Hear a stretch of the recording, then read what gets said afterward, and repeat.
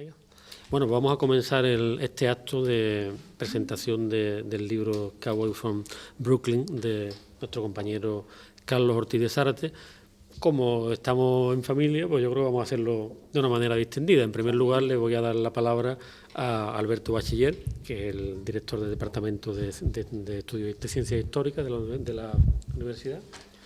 Muchas gracias. Bueno, en primer lugar, quiero agradecer la invitación a participar en este acto de un antiguo compañero de docencia, desde allá el año 1984, cuando estábamos en el Colegio Universitario de Las Palmas, y hasta la fecha de su jubilación anticipada. Fueron largos y algunos muy duros años. Entonces, pues me agrada especialmente volver a encontrarnos de nuevo.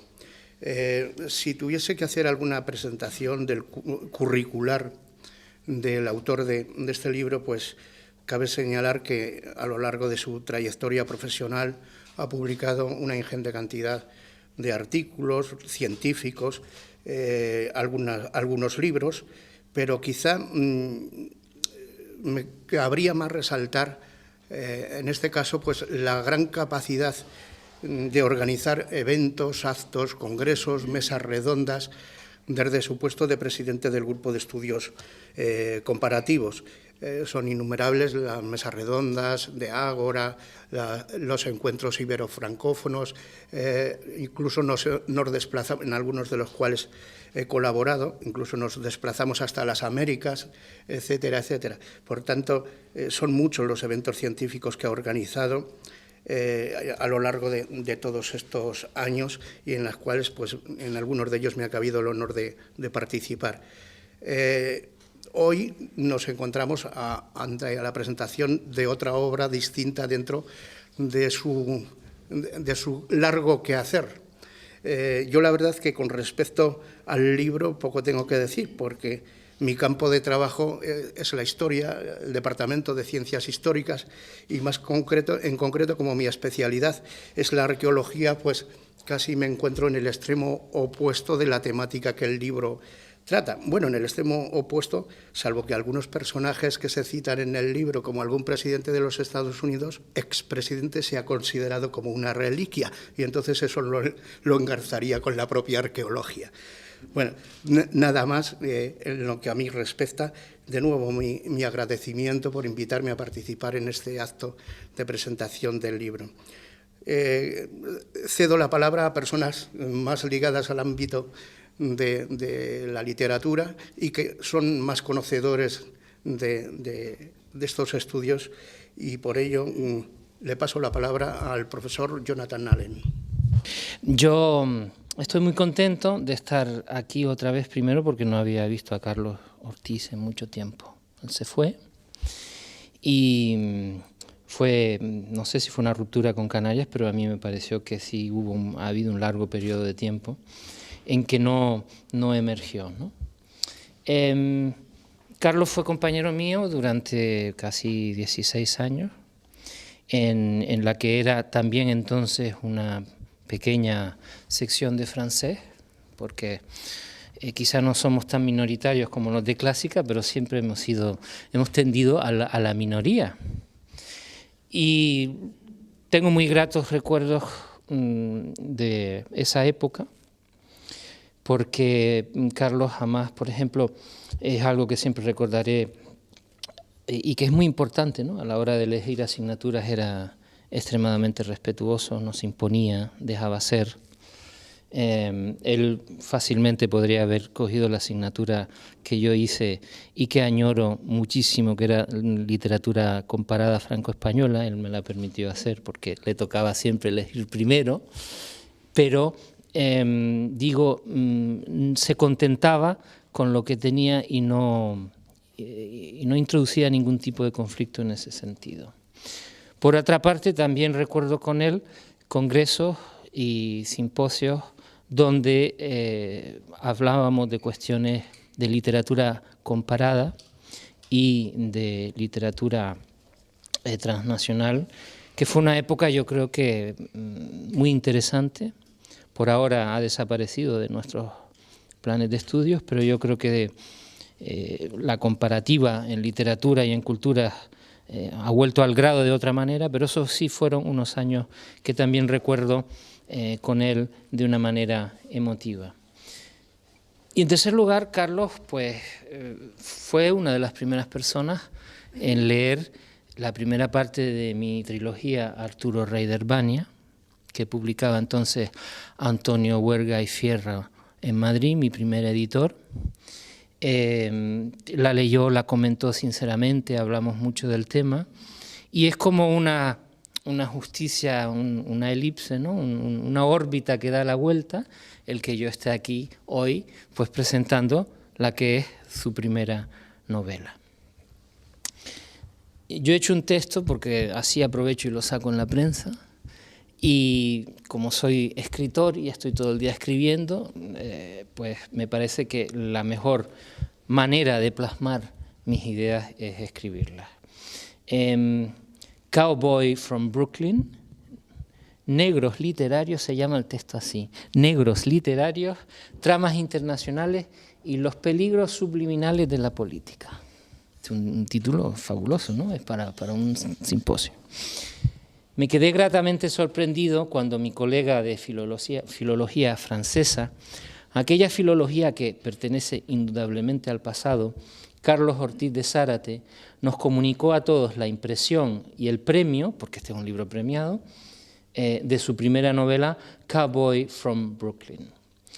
Porque esto significa que ha podido reinventar su tiempo en uno de los quehaceres fundamentales de la cultura, que es la escritura. No voy a decir la creación literaria porque a mi juicio es un eufemismo engañoso y poco acertado, ¿no? Y sabe como a taller de literatura que está tan de moda, ahora todo el mundo escribe, las amas de casas escriben, los señores que hacen terapia escriben cuentos, todo se publica. Y la escritura es un compromiso muy distinto y muy serio. Cowboy from Brooklyn, y esto fue parte de la sorpresa también, es una novela internacional que narra las peripecias truanescas de un escritor de discursos políticos y director en la sombra de campañas presidenciales, Alain de Milly. Sus escenarios son cambiantes y sucesivos.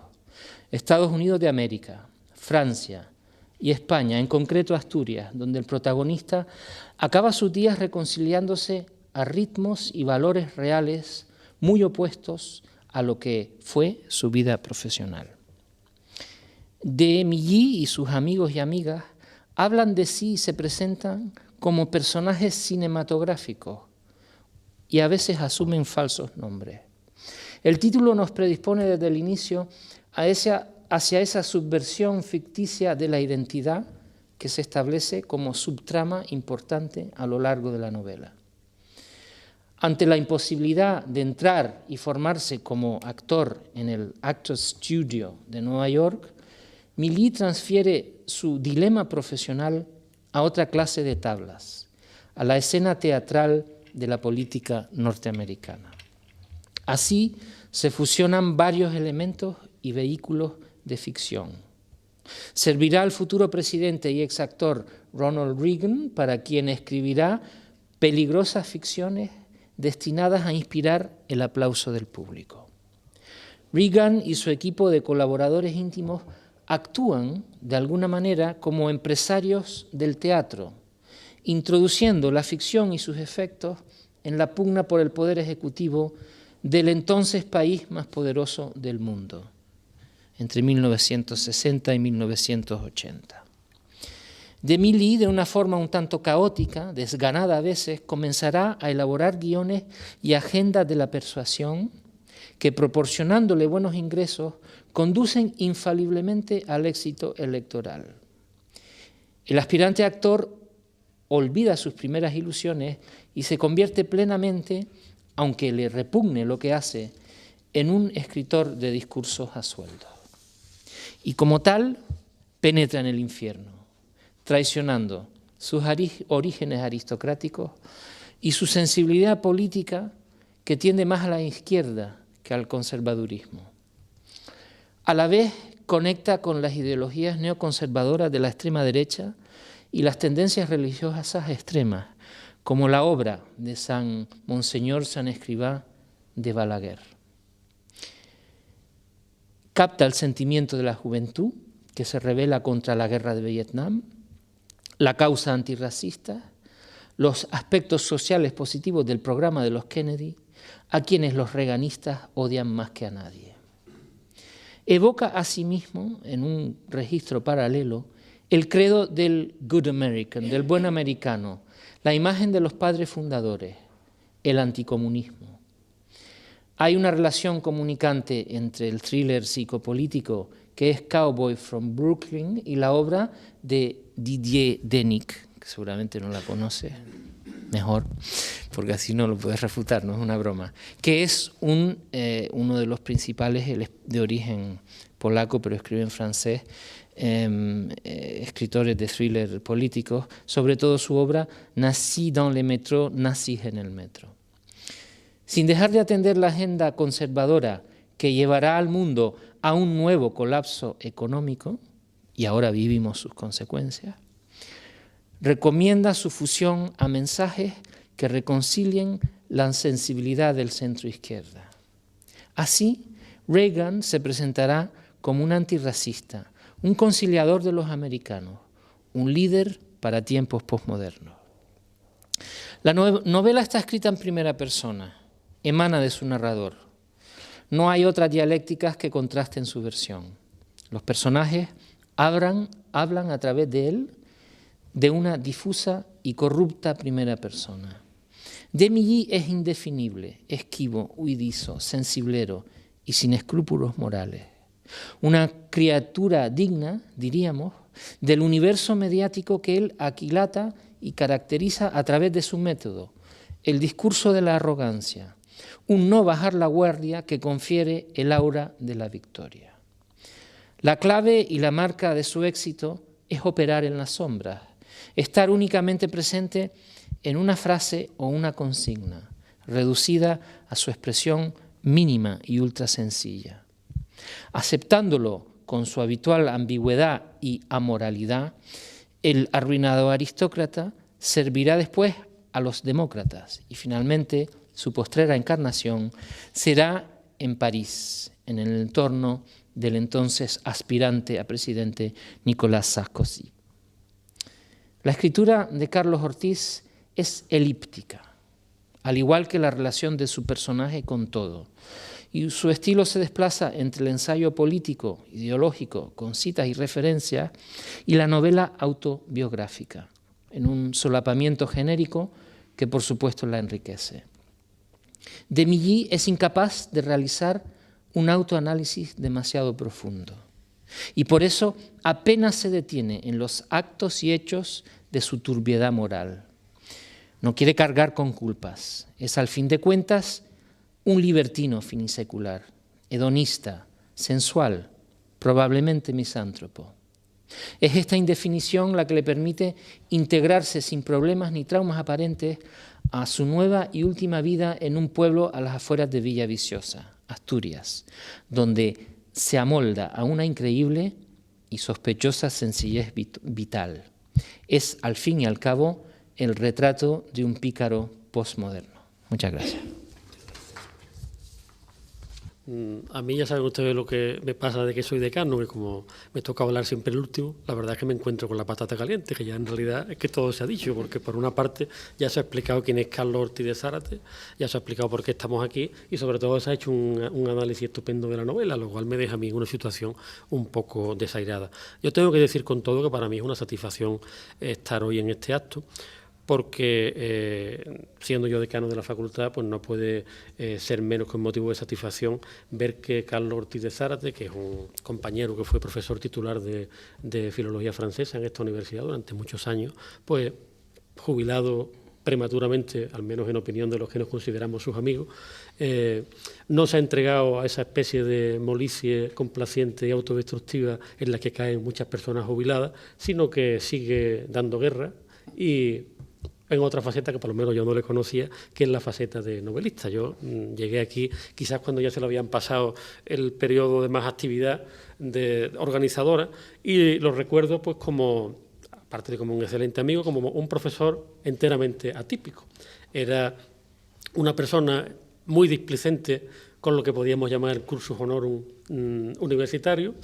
Era un profesor heterodoxo, iconoclasta, y con gancho entre los estudiantes, aunque hay que reconocer que tenía poco, porque él se había especializado en unas asignaturas optativas y de libre configuración que tenían que repartirse el escaso pastel que había para las optativas, pues con algunos monstruos de la especialidad, como eran la mitología, la teoría y práctica de la traducción, y etcétera.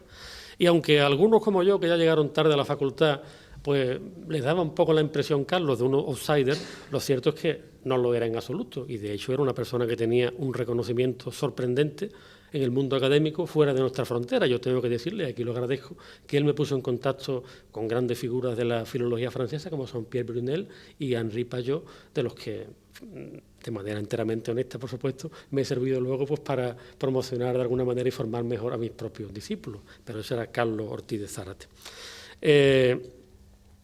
Yo me hubiera gustado también hablar sobre la novela, pero después de haber oído a Jonathan, la verdad es que ya no me atrevo. Sí voy a decirte, bueno, en primer lugar, a lo mejor lo que algunos de ustedes estarán pensando que es lo que nos preguntamos todos unos a otros, pero ¿te ha gustado o no te ha gustado? Bueno, yo tengo que decir que a mí me ha gustado. Me gusta más, desde luego, García Márquez y Luis Landero, pero eso es normal, ¿no?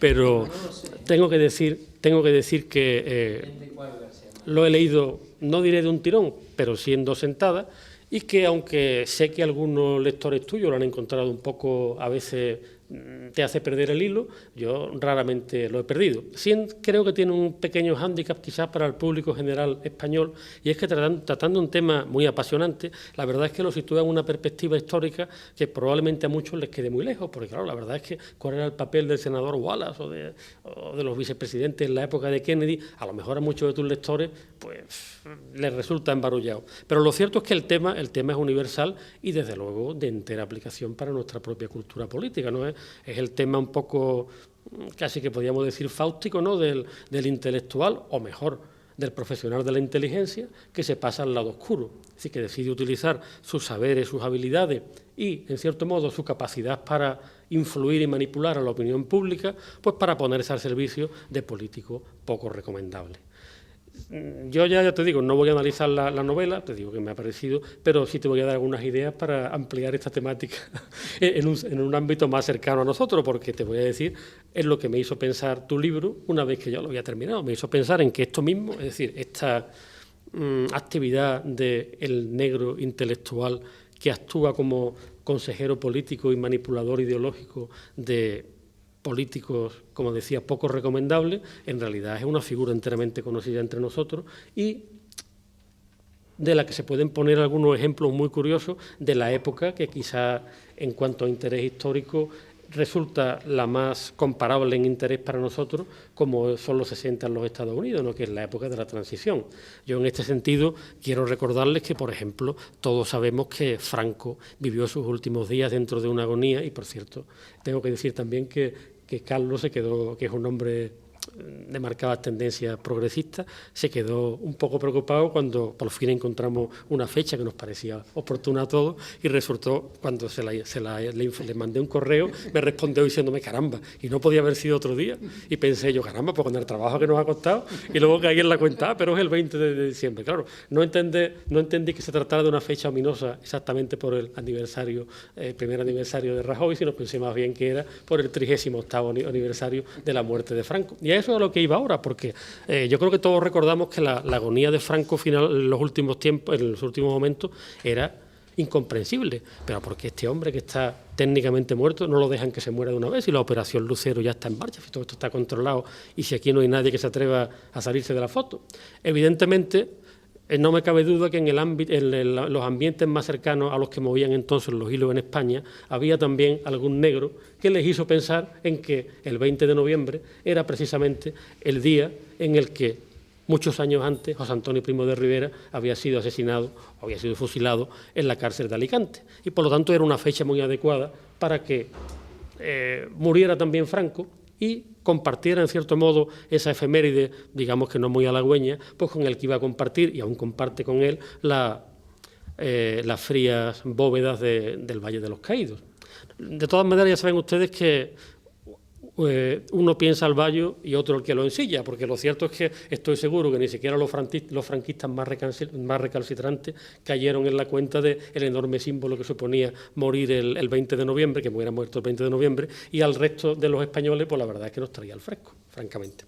Y no solo eso, sino que también, aunque Franco, cuando se aseguró de que fuera elegido a título de rey como su sucesor, el actual rey de España, y le hizo jurar los principios del movimiento, dijo aquello de que estaba tranquilo porque todo estaba atado y bien atado. Pero lo cierto es que eso no se lo creían ni siquiera los más inteligentes de sus partidarios.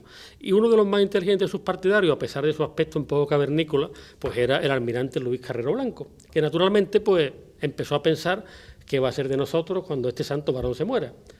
Él ya no vio el siguiente escalón de preocupación, porque murió antes, que fue cuando se publicaron por televisión las imágenes de la Revolución Portuguesa, la policía política por ahí arrastrada por las calles y todo eso. Pero lo cierto es que no cabe duda de que sí pensó. Saben ustedes que, por otra parte, que él era un notable negro literario también, que escribía artículos bajo seudónimo para otros y todo eso, ¿no? Bueno, pero él sí que cayó en la cuenta de que, desde luego, las cosas podían cambiar si el poder, como era impepinable, volvía al pueblo, y el pueblo, sin estar preparado para ello, empezaba a ejercerlo ajustando cuentas con los que hasta ese momento lo tenían secuestrado. ¿Y qué es lo que se le ocurrió? Pues curiosamente se le ocurrió algo muy semejante, sin ser consciente de ello, por supuesto, porque en la historia estas cosas son siempre inconscientes, de lo que ocurrió en la Atenas del siglo V antes de nuestra era, cuando el pueblo recuperó o adquirió un poder político del que hasta ese momento estaba enteramente privado, y sin estar preparado para ello, pues le tocó ejercerlo. ¿Qué ocurrió entonces? Pues ocurrió entonces que los grandes prohombres de Atenas, a partir de los artistas de la época, los dramaturgos, pues enseñaron al pueblo por medio del teatro cómo tenía que comportarse para que su estreno en el ejercicio del poder no se convirtiera en una catástrofe. Si lo miramos en esa perspectiva, pues ¿qué es, por ejemplo, Antígona? Antígona no es más que una prueba de un señor Creonte a quien le cae de rebote y sin esperárselo el poder, y ¿qué hace con él? Pues mete la pata desde el principio, empieza a hacer unas leyes que los ciudadanos no pueden cumplir y se produce una catástrofe. Es un aviso muy claro, cuidado con lo que hacemos. Y todavía más claro para lo que nos interesa ahora es Edipo Rey, que además de ser probablemente la mejor obra de teatro de la historia, es también, como saben ustedes, el prototipo, o mejor dicho, el primer germen de la novela de detectives, y es también, pues, o encierra también un mensaje político muy práctico. Es decir, si estás en el poder, empiezas a investigar la basura y la basura empieza a salpicarte, más te vale cerrar los ojos, mirar para otro lado y darle carpetazo a la investigación. Cuando él empieza a investigar quién asesinó al rey anterior, quién es el causante de la epidemia con la que los dioses castigan, y empieza a ver, oye, pero a ver si va a resultar que este soy yo, pues en lugar de dar carpetazo, sigue adelante y se descubre que es él, y naturalmente tiene que marcharse al destierro y ser castigado. Bueno, por una parte se puede entender también como una broma sobre el conócete a ti mismo del oráculo de Delfos, pero también miremoslo ahora con ojos cercanos a los de nuestra transición, o algo después de la transición, y pensemos en buena medida en cuál sería el dilema de Felipe González cuando empezó a salir a la luz, por ejemplo, el asunto de los, ¿cómo se llama esto? De los, efectivamente, de los GAL, cuando se empieza a investigar. ¿Y qué ocurre aquí? Caramba, que esto, a ver si aquí va a resultar que el señor X soy yo. Inmediatamente, ¿qué es lo que se hace? Miro para otro lado, doy carpetazos, etc. Gran mensaje que no se cumple. Bueno, pues lo curioso es que el almirante Carrero Blanco se dio cuenta de que todo esto podía pasar. ¿Y qué es lo que hizo? Pues lo que hizo es algo semejante, mutatis mutandi, a lo que hacen ahí los ideólogos, o mejor dicho, los asesores de Reagan y el propio Reagan, con el protagonista de la novela. Es decir, voy a buscarme a alguien que me escriba, por decirlo así, un texto que me permita conseguir unos efectos de manipulación y de control sobre este pueblo que quiero que se ponga detrás de mí y no enfrente. ¿Y qué es lo que hace? Pues elige a un dramaturgo, o si quieren, porque entonces ya el teatro, naturalmente en España en esa época, como es ahora, era un género minoritario con una capacidad de influjo mínima. El heredero del teatro en su influjo en la sociedad es en realidad el cine primero y la televisión después. Por lo que hace precisamente Carrero Blanco es ponerse en contacto con Antonio Mercero, uno de los grandes especialistas en los productos dramáticos televisivos, y le encarga que haga una serie que se supone que va a ser un hito porque va a ser mostrar cómo es la España profunda. Y hace una serie mítica que ustedes recordarán que se llama Crónicas de un pueblo. Pero si ustedes se dan cuenta, el mensaje de Crónicas de un pueblo, desde un punto de vista político y en la clave que lo estamos analizando, es un mensaje muy claro. Porque fíjense que en el pueblo de Crónicas de un pueblo tenemos una microradiografía de lo que era la España de la época, o lo que se suponía que era la España de la época. Unos personajes prototípicos, el cura, el maestro, el cartero, el del bar, y siempre fíjense que lo que ocurre en esa serie siempre es lo mismo. Uno de los personajes, uno de los pringados de la serie, le ocurre un problema, y cuando le ocurre ese problema, ¿qué trata de hacer? Trata de resolverlo por sus medios, y como consecuencia de eso se mete en un lío que es mucho peor. Y al final, ¿qué es lo que hace? Pues consulta con el maestro, o con el cura, o con el alcalde, y entre el maestro, el cura y el alcalde se reúnen, hacen unas gestiones y lo solucionan todo. El mensaje está muy claro.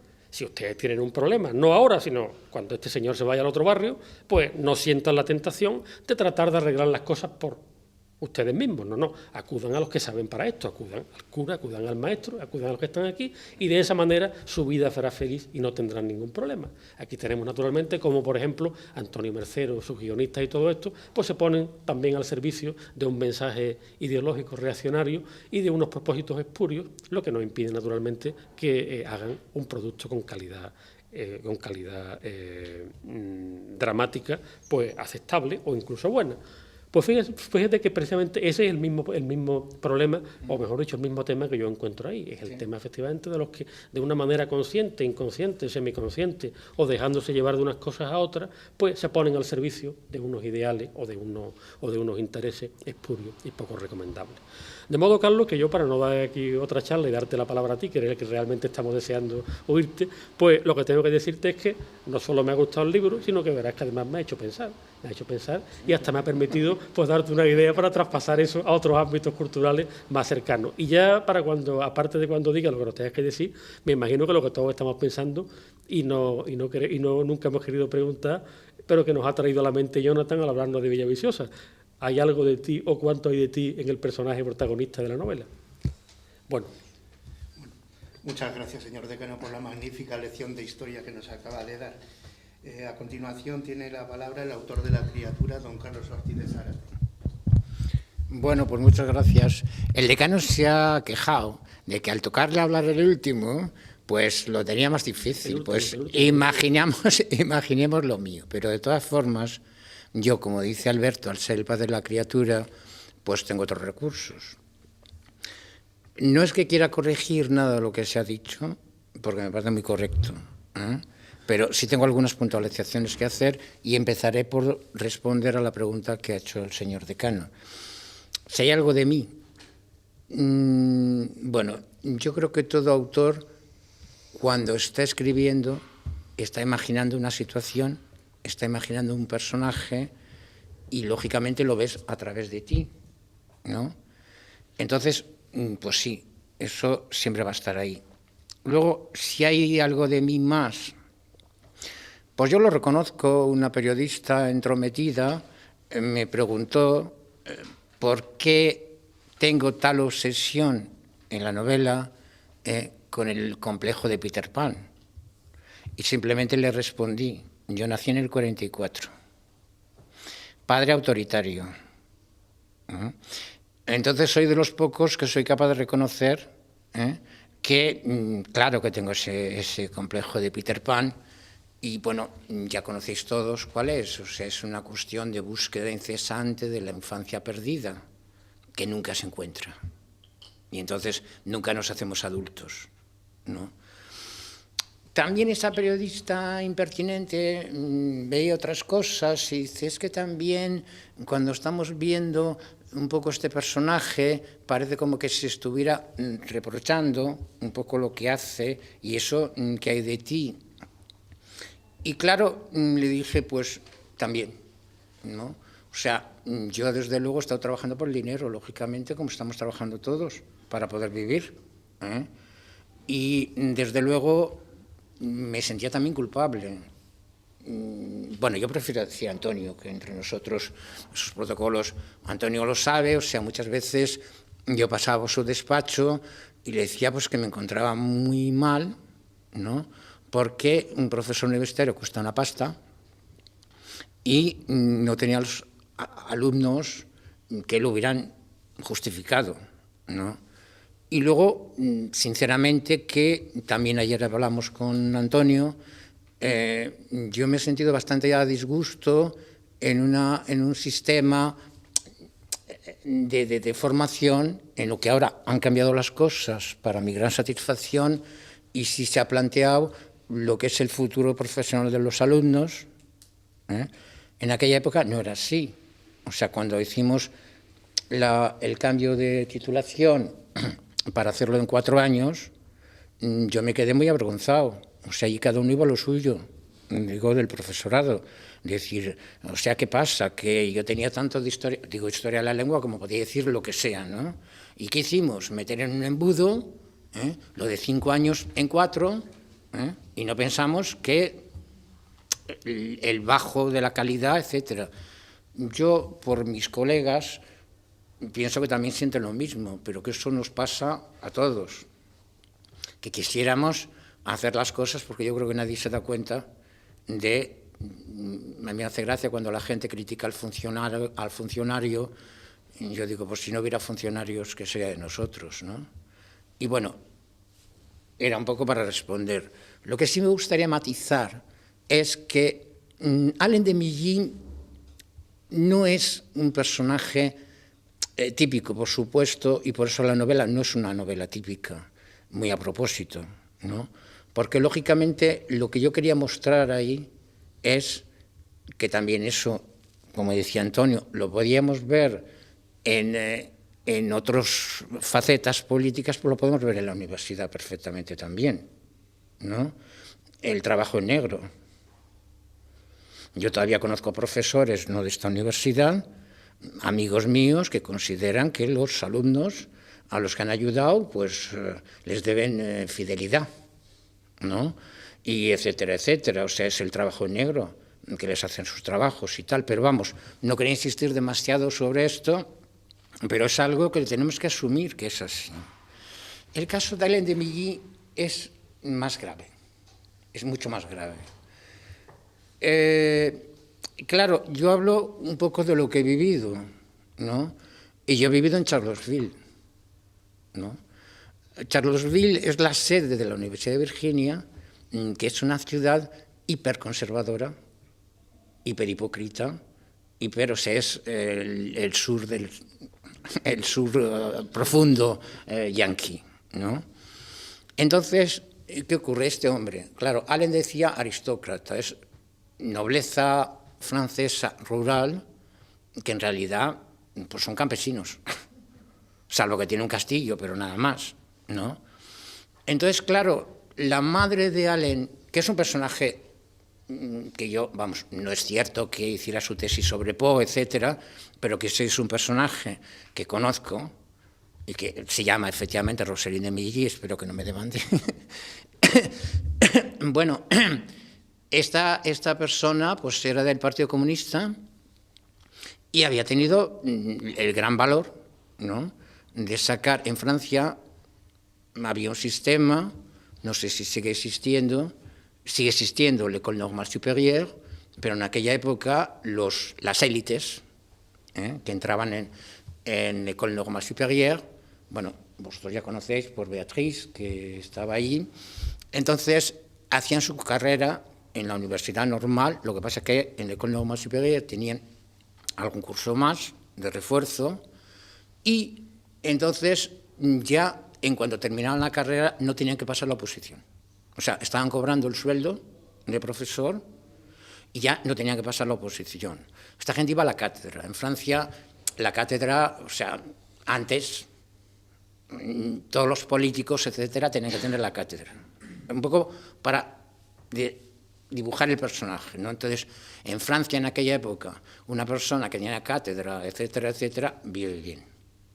Pero no, ella tiene la obsesión de Edgar Allan Poe y estudiar. Me ha sorprendido en Jonathan también que ha escrito Napoleón en Santa Elena, ¿no? Que tengo curiosidad por leerlo, porque ya, pero bueno, que es un poco eso, ¿no? Para ella es muy importante descubrir cómo fue ese semestre que pasó Edgar Allan Poe en la Universidad de Virginia. Entonces, bueno, es un delirio, porque esta mujer va allí, empieza por dar alguna clase así de apoyo, malvivir, ¿no? Entonces, una borrachera, en la cama que ocupó Edgar Allan Poe, se queda embarazada de su hijo, que es un hijo no deseado, que son factores muy importantes. Entonces, ella además educa a su hijo en francés. Este chaval aprende a hablar, a pensar y a todo en francés, que es muy importante. En una sociedad como la de Charlottesville, tan conservadora, que lo es todavía actualmente, imaginemos lo que puede ser.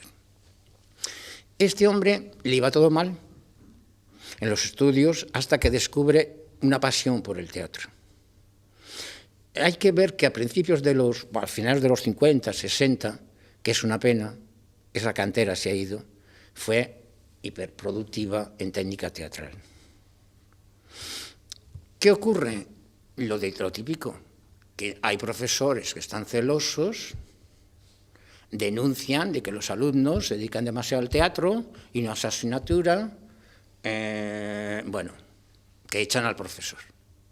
Y entonces él dice, bueno, yo voy a apoyar hasta el final. ¿Qué pasa? Que los que apoyamos hasta el final nos machacan, ¿no? Y entonces, claro que lo machacan, ¿no? Se tiene que ir. Y entonces es cuando él va a cumplir su sueño de acercarse. Sabéis que el Actors Studio no era un centro de formación, era actores ya consagrados, pues Marilyn Monroe, Marlon Brando, todo esto que pasaban por allí. O sea, por lo tanto, tú tenías primero que mostrar que eras un actor, y luego, claro, que te eligieran. Pero también hay que ver otra cosa. El Actor Studio, en aquella época, tiene una relación muy grande con el mundo soviético, puesto que los grandes directores y todo esto vienen de allí. Y es algo que también es muy interesante ver que directores de cine vinculados con el Actors Studio participaron en la caza de brujas con Reagan. Es ese mundo americano que hay un capítulo en el que él, cuando ve los grandes intelectuales europeos que tratan de ver los Estados Unidos, y él dice, es que no entienden nada. Es que no. Para un europeo es muy difícil entender eso. Es entender la caza de brujas con el Actors Studio, con esas contradicciones, ¿no? Entonces, este hombre, ¿qué ocurre? De ahí el título de la novela, tiene un parecido con Ronald Reagan y lo descubre precisamente en una película que había hecho Ronald Reagan, que es Cowboy from Brooklyn. Y entonces, claro, esto es su perdición. Entonces, ahí yo no lo digo, pero el que quiera leer, que lea. Es un hecho que probablemente, como la película no fue buena y entonces se pasaba en cines de barrio, iba siempre que veía que en un cine de barrio la ponían y que habría coincidido con Reagan, porque de repente su agente le ofrece un trabajo. Ahora, este hombre nunca es un personaje que hace los discursos y todo esto de Reagan. Es un personaje que Reagan lo utiliza, primero por ese parecido, digamos, tal, ¿no? Y segundo, porque se da cuenta, este hombre tiene una capacidad de trabajo y está trabajando todas las técnicas del actor, etcétera, etcétera, que las técnicas del actor sirven para estudiar la recepción, ¿no? Entonces Reagan, cuando él, en el principio de la novela, pues él está yendo por todos, es algo ridículo, ¿no? Porque por una parte él en ese momento es demócrata y está haciendo mítines, ya no republicanos, sino de ultraderecha, en todos los establecimientos de la General Electric.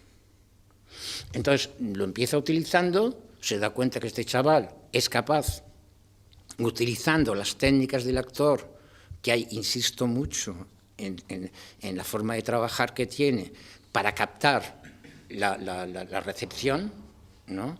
Y es ahí su perdición, porque claro, a partir de ese momento y cuando se dan cuenta que es un personaje que no pueden perder, ya no va a pertenecer a Reagan, va a pertenecer a todos los presidentes americanos hasta Bush, hijo, pero siempre en negro.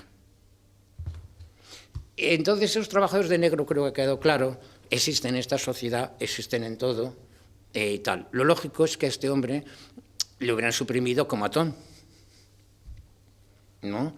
Porque por eso los tienen en negro. Después suprimirlos para que no digan nada, para que no se sepa nada. Y ahí fue una concesión llevarlo a Villaviciosa, que fue más bien por apoyar a Villaviciosa, etcétera, etcétera, pero mi idea era haberlo dejado porque lo lógico es que se lo cargaran, ¿no? Bien. Y luego el otro aspecto es decir que él no tiene posibilidad de elección. O sea, porque él quiere dejarlo, que aquí quiero hablar de un personaje canario, que es encantador, casi nadie se ha fijado en él, excepto Daniel Pablo, que es Elena. Entonces ella, pues en los 50, finales de los 50, está en Las Palmas. En aquella época, pues las películas de Rita Hayworth estaban en el 4R. O sea, en la península, vamos, ¿quién la podía ver, no? Sin embargo, estos, por mediación de Cuba, que había muy buenas relaciones, tenían, la sociedad canaria de esa época, pues era, bueno, y la de ahora también, yo creo, mucho más abierta, ¿eh?, que la peninsular. Vamos, sobre todo las clases más adineradas, ¿no? Y entonces esta Selena encuentra, y es que todos los personajes tienen ese problema de el síndrome de Peter Pan, todos los personajes que salen. Entonces Selena se especializa en Rita Hayworth y especialmente en una canción, Take the Blame on Mom. No sé si os habéis fijado en la película Hilda, es un momento en que Rita Hayworth, y es muy importante, porque claro, mi forma de relato es de ¡puff!, dar un golpazo, porque a mí no me gustan esas novelas que empiezas a leerlo y empiezan a relatarte cosas que tienes que pasar páginas porque empiezan por tal, ¿no? Entonces, aquí es importante ver, Rita Hayworth en ese momento le pega una hostia al, no sé si al marido o al amante, lo podéis ver por internet, o sea, te metes y todo esto es una maravilla. A mí es que esas actrices nunca... Entonces, Selena se especializa en eso y entonces ya la vamos a ver en Estados Unidos, ¿no? Va a ser el gran amor de Allen, pero es muy curioso y hacía ese inciso. Allen no lo dice, o sea, nos está hablando, porque es importante ver que el relato es una forma de mostrar, pero siempre, como se ha dicho, a través de él, etcétera, pero manipulado, con esa dosis de neura, y todo lo que queramos, ¿no? Entonces, por ejemplo, este detalle, y lo decía con relación al personaje de Hilda y todo esto, ¿no? Selena no ha tenido la desgracia de Allen que caiga en las manos de los políticos y no lo van a soltar, ¿no? Entonces Allen quiere dejar y empieza a actuar en la calle, lo que sea, no le deja, Nadie le va a contratar, nadie tal, y no tiene más remedio que volver. Y entonces, al volver, pues Elena le dice, lo siento, hemos roto, o sea, 3 años de amor, pero yo no puedo vivir con alguien que no tiene el valor de confrontar. Y él le dice, pues es que no hay salida, o sea, ¿qué puedo hacer? ¿Podría trabajar donde trabajas tú? ¿Sabes que no? O sea, no podía hacer nada, está atrapado, ¿no? Y bueno, eran estos detalles los que me gustaría aclarar y terminar con lo que es el discurso de la arrogancia. Yo la escritura de esta novela viene porque publiqué aquí, en Filológica Canariense, un artículo que luego lo publicó también Rebelión, lo han publicado varios por ahí, el discurso de la arrogancia, en el que quería mostrar ese discurso que estábamos teniendo, que lamento decir que seguimos teniendo, más que nunca ahora. ¿Qué es el discurso de la arrogancia? Es decir la mayor enormidad, como si se hubiera escapado, que hubiera sido la prensa, que esto. Ejemplo, Primera Guerra del Golfo. Hoy veíamos en la prensa, se ha bombardeado, yo qué sé, lo que fuera, ¿no? Vamos, era Irak, pues tal parte, ¿no? Y al día siguiente te decían que era mentira, que las fotos que nos habían presentado eran decorados. Así muchas cosas. La embajadora de Estados Unidos, o sea, la guerra de Irak, la primera se hizo por otros intereses, ¿no? Pero es que, francamente, la invasión de Kuwait, la embajadora de Estados Unidos dimitió precisamente por eso, porque ella no tenía ninguna orden de decirle al Hussein, ¿no? Hussein, parece, que eso hubiera sido considerado como beligerante, porque cada vez que había invadido, este era amigo de Estados Unidos, ¿no? Bueno, aquí lo vemos, o sea, es una debilidad, no es una debilidad del sistema, o sea, que luego la embajadora lo denunciara, no, lo hacen, para mostrarnos, y entonces, con otro ejemplo, a ver si explico mejor, no sé si recordáis a David Copperfield, que hacía desaparecer y aparecer gente en escena. Era simplemente un juego de luces. Entonces, por eso te interesa enormidades, tal, porque, o sea, tú ves lo que quieren que veas. Y en este aspecto hay una anécdota relacionada con Reagan, que es verídica. Una productora de televisión hace una película para denunciar los recortes que estaba haciendo Reagan en sanidad. Y su gran sorpresa es que le llaman de la Casa Blanca para felicitarla. Dice, ¿pero cómo? ¿Me felicitan porque les critico? Dice, no, usted habrá puesto lo que quiera, pero no es eso lo que han visto. Es un poco, y con esto termino, que yo voy a media hora diciendo que termino, pero lo siento, en la actualidad, ¿no? Yo muchas veces lo pienso, pues casi es peor que el franquismo. Porque en el franquismo no lo sabíamos, pero es que ahora nos están diciendo que la deuda que tenemos no es nuestra, es de los bancos, de las empresas, de etcétera, etcétera, que lo tienen en Suiza, o sea, eso está aceptado por todo el mundo, no es una cuestión que lo diga aquí y esto, ¿no? Entonces, ¿para qué nos lo dicen? La deuda no es nuestra, ¿para qué nos lo dicen? ¿No? ¿Para qué le pagaremos? El discurso es la arrogancia, pero es que lo podían hacer para que lo pagáramos sin decírnoslo, ¿no? Pero el decirlo es una provocación, de decir, mira, encima eres idiota. Todo lo que te estamos diciendo es mentira, ¿no? Y yo creo que es una cuestión que nos tenemos que dar cuenta. Y luego ver personajes como Reagan, ¿cómo es posible que Reagan todavía su sistema esté ahí? Porque ahora estamos en el puro reaganismo, que es lo que estamos haciendo, ¿no? Y cuando sabemos que en la época de Reagan aumentó el déficit público, y ya sabíamos todo eso, porque claro, siempre se ha ocultado la verdad, etcétera, la Thatcher, el esto, tal, que no sé qué, pero que no es así, porque ahora mismo, que me digan a mí quién va a consumir, estas Navidades, cuando han dejado a todo el mundo sin las pagas extras, las pérdidas que va a representar para la economía española. Es que no es verdad que reduciendo a estos señores la paga extra es para mejorar la economía. Y luego, este es un problema universal. Lo mismo está pasando en todos los sitios. Y ahí sí que me gustaría que os hemos atosigado un poco, que os expresarais un poco vosotros. Porque, o sea, preguntad, pero a hachazo limpio, ¿eh? ¿Hay alguien que desee del público intervenir? Joder. Es que tienen que leerse la novela. No, de los Es puestos. una novela compleja que hay que leerse primero.